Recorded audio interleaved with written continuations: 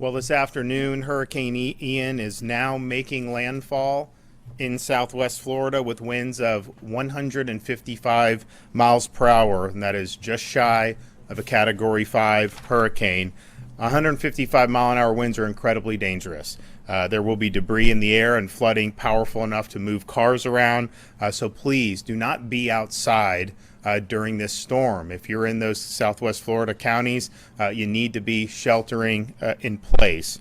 Don't forget that Ian will produce hurricane strength winds and massive floodings, not just where it makes the initial landfall, but throughout the state of Florida. So central and northeast Florida will also feel impacts. Now, while most people in the evacuations did leave, there were some that chose to stay. I was speaking with the sheriff down in Charlotte County, and while most people did leave, they had a small number of people that just wanted to hunker down. And at the end of the day, that's a decision they made, knowing that they had the ability to evacuate and knowing what the stakes were. Nevertheless, life safety operations will commence as soon as it's safe, to be able to identify people who may be in harm's way and who are in need of assistance. And Kevin will say, I'll say a little bit about that, but Kevin will say more. We'll also hear from FWC about their efforts that they have staged and ready to go. If you are still in Southwest Florida, just please stay inside until the storm passes. It may appear to be calm at some point. You may just be in the eye of the storm, and the backside of that will get very, very nasty. The storm is expected to move across central Florida and exit Daytona Beach sometime on Thursday.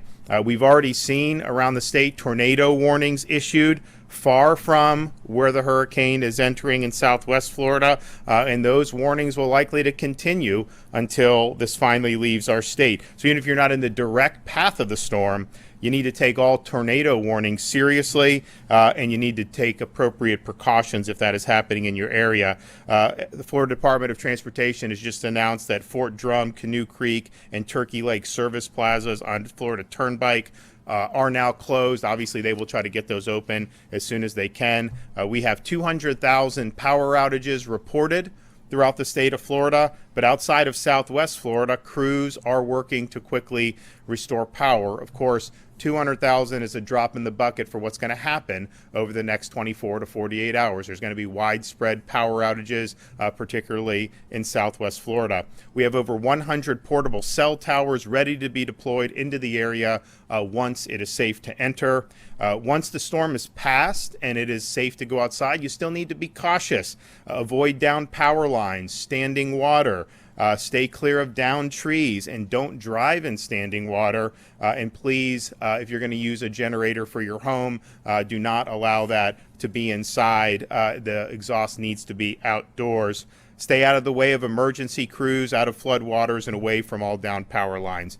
Stay off the roads. There's no need to rush back.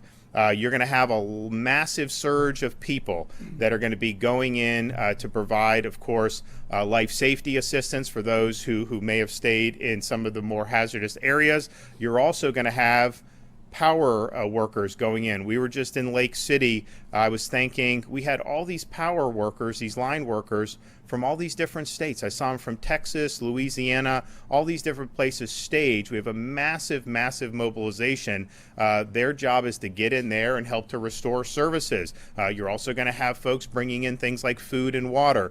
So there's no need to rush back in. There's going to be a lot going on in the immediate aftermath, and a lot of people's safety depends on that. If you're on the roads, you're putting yourself in danger and limiting the ability of emergency crews to restore power and clean debris. Now, we don't know how much debris is going to be, but there's going to be debris, and that's going to make it very difficult to navigate some of these roads. That's why FDOT's immediate mission is to clear the roadways so that people are able to go in and access that to be able to help deliver services for people. In 2019, we were projected to be hit by Hurricane Dorian, which was a Category 5 storm. Fortunately, at the last minute, it took a northward turn and missed the coast, but we did have a really massive mobilization. This mobilization's exceeded that. This is a really, really significant effort, county level, state level, federal support. It's really been impressive to see. Director Guthrie has asked for additional airlift, hoists, and high water vehicles from DOD in coordination with FEMA. The Secretary of Defense has approved Florida's request for dual status of our National Guard forces under Title 10 to provide additional forces, which we very much appreciate. We will also be submitting momentarily a major disaster declaration for all 67 counties, and will request that the federal government reimburse 100% of the upfront costs for the first 60 days to ensure that we can quickly recover and move forward into the response and recovery part. And if you think about this storm, we had storms that have been as strong as this hit Florida? Michael, Hurricane Andrew, Labor Day hurricane many decades ago. Yes. Have we had big storms that left a lot of water and flooding? We had Irma recently. This is really bringing both to the table. I mean, you're going to have massive amount of power hitting that coastline with really strong winds. That is going to do a lot of wind damage, but you also have the storm is so massive, and people are kind of comparing this to the track that Charlie took in 2004, because Charlie was like this, was expected to hit Tampa Bay. It turned and ended up hitting Southwest Florida. Charlie was strong, but it was a fraction of the size of what we're dealing with here with Hurricane Ian. So the effects of this are going to be broad, and we appreciate the Biden administration's consideration for the people of Florida during this time of need. When I was in Lake City, you had massive numbers of linemen, but you have those staged all over the state. There's now over 42,000 linemen and other personnel ready to restore power in 30 different areas across the state.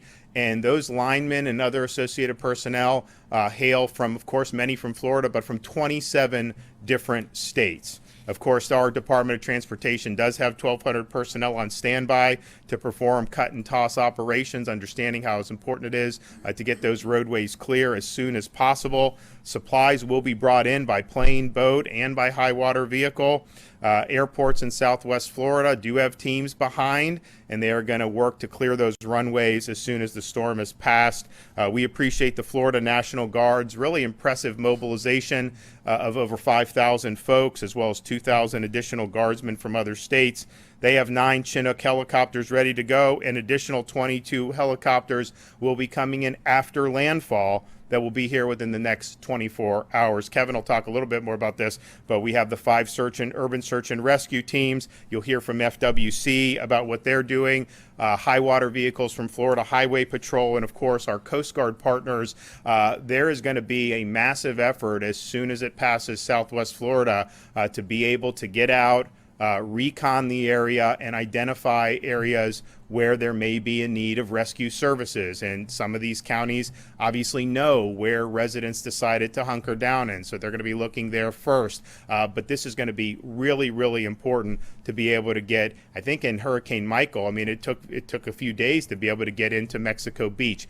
We have the air assets to be able to recon and know where the response efforts need to go. And so in total, we have nearly 250 aircraft, more than 1,600 high water vehicles, and more than 300 boats of all drafts and sizes, including 250 already in the major impacted areas and nearly 50 that are staged and ready to come in as needed.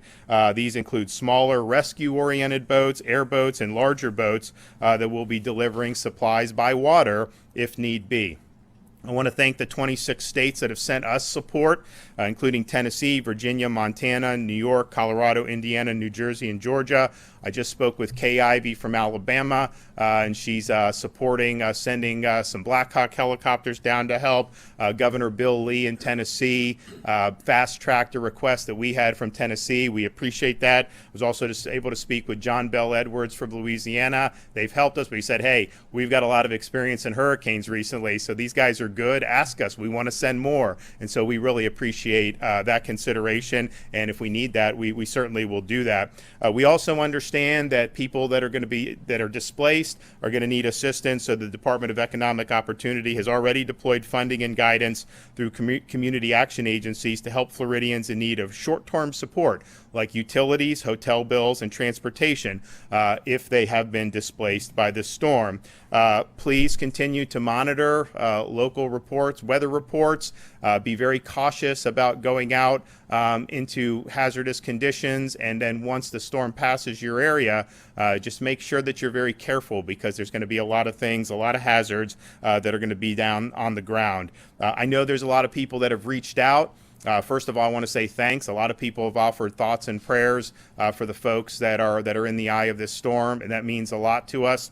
There's also people that want to be able to do their part, and so I've directed Volunteer Florida to activate the Florida Disaster Fund, where people can donate. It's much better to donate financially rather than sending items. We have everything we need in terms of the immediate response needs, but there will be thousands of Floridians who will need help rebuilding. And to contribute to the disaster fund, you can visit www.floridadisasterfund.org or text disaster to 20222. Again, that's text disaster to 20222.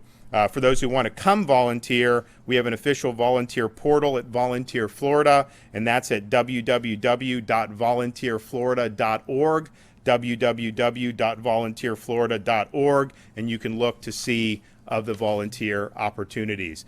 This is going to be a rough patch here for the rest of today and into tomorrow. But we understand how significant this storm is. Yes, there'll be an immediate response. Yes, there will be things that happen with recovery. Eventually, there won't be much media attention on this as the weeks and months go on. But we understand a storm of this magnitude is going to require an effort over an extended period of time. Those are good folks down in Southwest Florida. They've got really great, thriving communities. This is not anything anyone wants to deal with. It's not something we certainly ask for, but we're going to step up. We're going to be there for folks, and we're going to make sure that folks get back on their feet, and Southwest Florida comes back better than ever.